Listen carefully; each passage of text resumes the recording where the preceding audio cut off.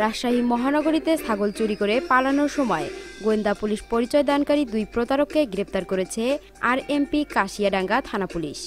এ সময় তাদের কাছ থেকে চোরাই ছাগল, একজোড়া হ্যান্ডকাপ ও একটি সাংবাদিক আইডি কার্ড উদ্ধার করা হয়। তাদের ব্যবহৃত মোটরসাইকেল ও মোবাইল ফোন জব্দ করা হয়। গ্রেপ্তারকৃতরা হল রাজশাহী মহানগরীর শাহ মখদুম থানার বনতলার মৃত নিজামুদ্দিনের ছেলে রানা আহমেদ ও নওগাঁ জেলার মান্দা থানার চক জামদেই গ্রামের মৃত আজিজের ছেলে শফিকুল ইসলাম ওরফে শরীফুল।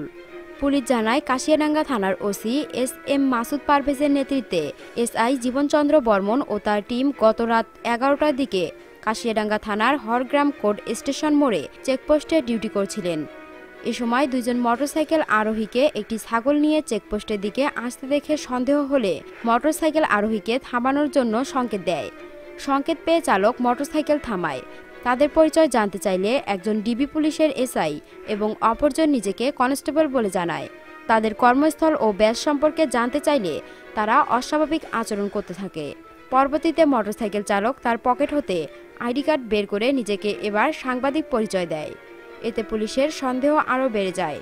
তারপর কাশিয়াডাঙ্গা থানা পুলিশের ওই টিম তাদের দেহ তল্লাশি করে চালক রানা আহমেদের কাছ থেকে একজোড়া হ্যান্ডকাপ উদ্ধার করে তাদের আটক করা হয়।